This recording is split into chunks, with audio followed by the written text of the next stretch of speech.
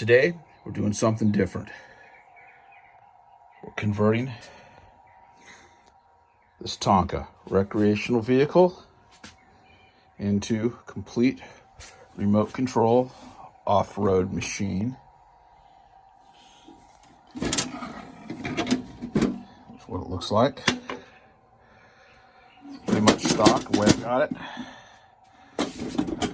Undercarriage. And here's what's going in it.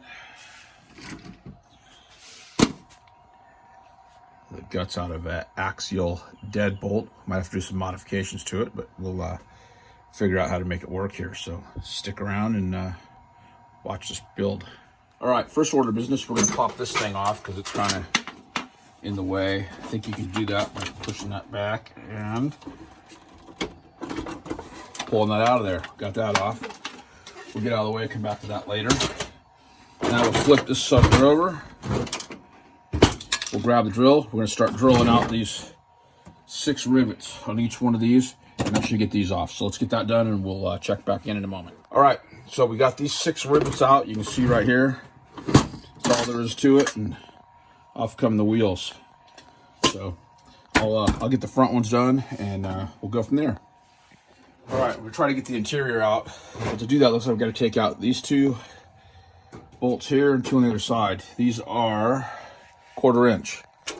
So we'll get these out, see if we can get the interior out, and we'll be back. Okay, so we got this out. It just pops out, kind of lines up with this. Pro tip, make a container for all the parts that come out of this thing. Then you can start disassembling and get the windshield glass out.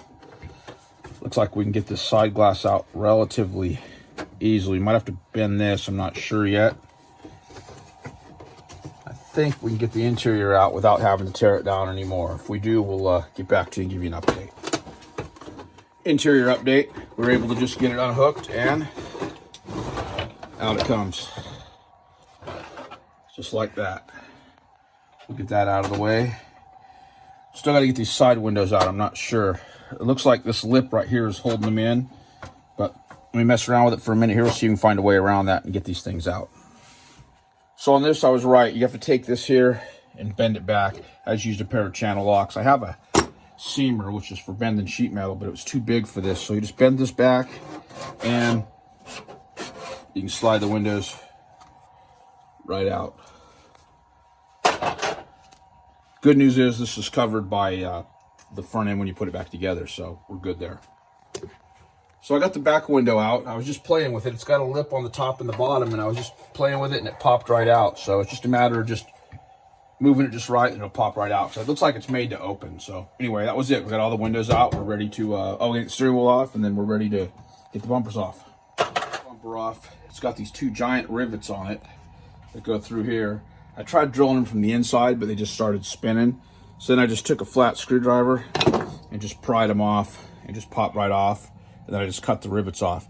I'm not reusing these bumpers, so I wasn't really concerned about getting the rubber screwed up. But if you're gonna reuse them and do a restoration or something on one of these, you probably definitely wanna drill them out and take a little more care to it.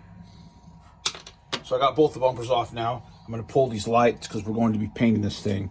I'm not sure about, this is a decal, so I'm not sure if I'm just gonna tape over this and try to salvage it, or if I'm just gonna get it off of there, repaint it, and then figure out a different way to put a grill in. I'm kind of thinking I'm gonna go that way. I'm not sure. But now you gotta get these little marker lights out. And these are super easy. They're just in there.